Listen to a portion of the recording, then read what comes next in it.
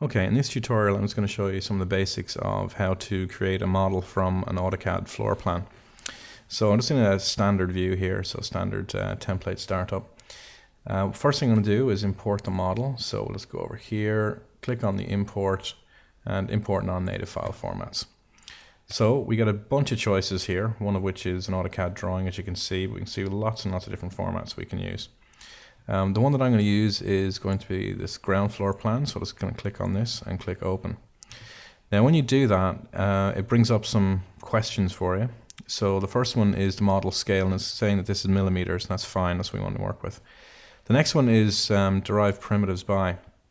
So what you can ask it to do is group everything by layer or color or entity or whatever. Or entity is everything actually, and one object as a whole drawing comes in as a single object. So I'm going to go in by entity. And I'm going to turn off external references because there aren't any. So click OK on that, and in pops the drawing. Now, because we have all of these as individual entities, we can go through and delete anything we don't need. So I don't need any of that stuff there, so we can just get rid of it. Now, so what we want to do now is start creating walls and windows and, of course, doors from these individual components. So the first thing I'm going to do is extrude up the walls, and we do that just by clicking on the individual elements, which are the walls, like so. So this one is grabbing both sides, nice and easy for me. So I'll just grab each of these and maybe get that as well, and that one. Yeah, get those as well. Okay, so this is all I'm going to do for the moment. Now, once with all this selected, I'm just going to go to the modifier panel here and extrude. So that should be under E, which is there. And the amount to extrude by then needs to be set up. So I'll just set that to 2400 and hit enter. And you can see there that it just brings up the walls straight away. So that's all of those. Now, when it creates these, you'll see that these are editable splines. So what we're going to need to do is convert all of these to editable poly. So I'm just going to grab a bunch of them and run that conversion. So I don't think I've got everything, but I've got near enough what we need. So right click, convert to editable poly, and that should help us out a little bit. Now, this is going to be an interior design model, so there's no real need for exterior faces.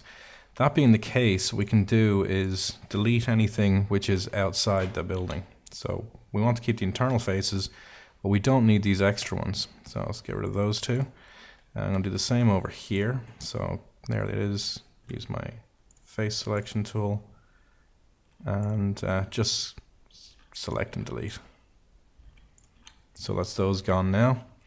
And let's just have a look at the other side. Sorry, I just need to deselect that. That needs to be converted. So I'll grab this, and now I'll use my face selection just to delete that face. Now, you will see there on this, we have windows in these locations here. And well, what we need to do is obviously put some piece of wall above and below. So what I'll do is just zoom in. And the mouse is going a bit slow now. Might regen that view in a minute. So let's just move that about a bit. There we go.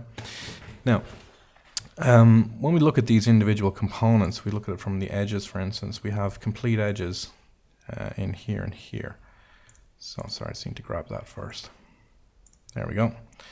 Now, there's the edges there. So there's an edge and there's another edge here. So what we're going to do is create some extra edges in each of these. So I'm going to grab these two edges and these two like this, and I'm going to connect them. So I'll pull up the tool, and currently it's creating one, so I want to create two, and you can see them down there.